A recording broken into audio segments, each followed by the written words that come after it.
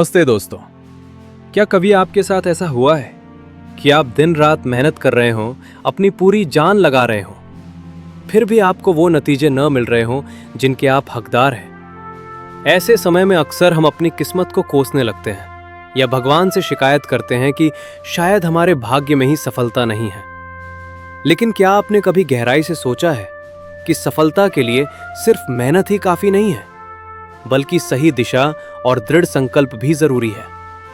आज की ये कहानी एक ऐसे ही युवक की है जो कड़ी मेहनत तो करता था लेकिन फिर भी नाकामयाब था। चलिए शुरू करते हैं आज की कहानी, सफलता की कीमत और सही दिशा का महत्व। एक समय की बात है, एक बहुत प्रसिद्ध मूर्तिकार अपनी कला के लिए पूरी दुनिया में जाना जाता था। लोग कहते थे कि वो पत्थर में भी जान फूंक देता है।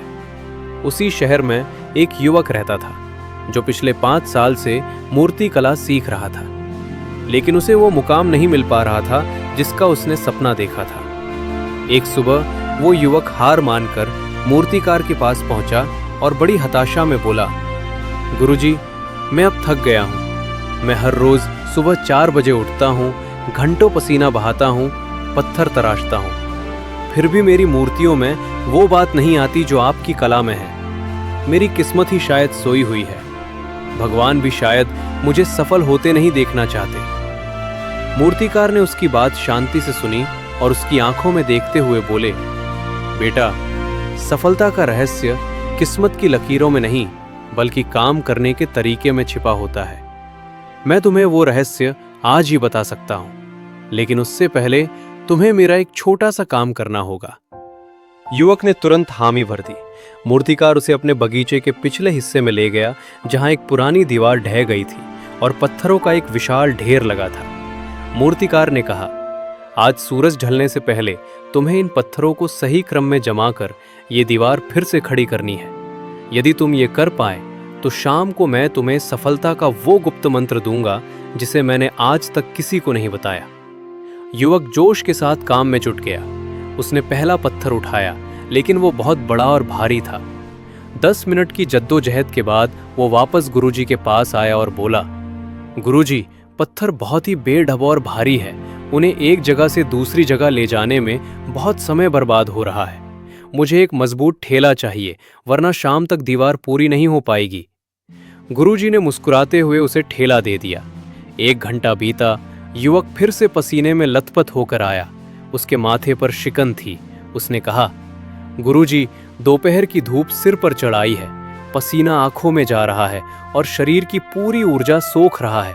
इस तपती दोपहर में काम करना शरीर के साथ अन्याय है।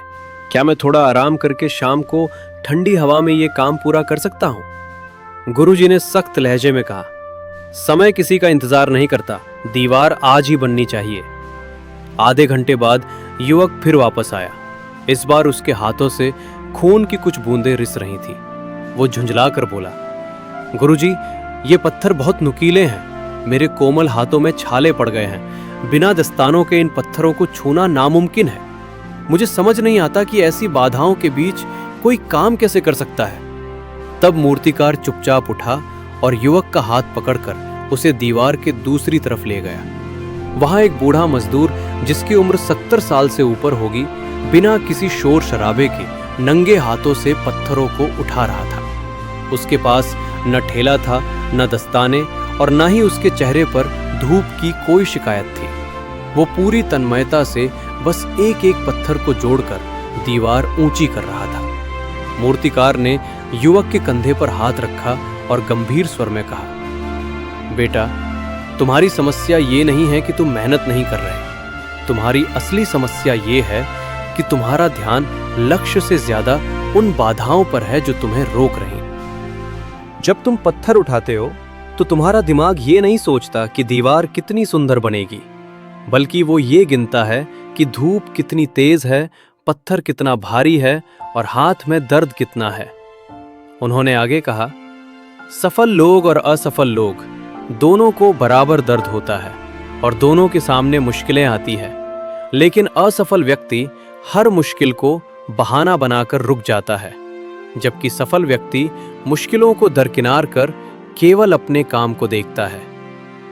तुमने आज 3 बार काम रोका और तीनों बार तुम्हारे पास एक जायज कारण था, लेकिन उस बूढ़े मजदूर के पास काम करने का सिर्फ एक ही कारण था कि उसे दीवार पूरी करनी है।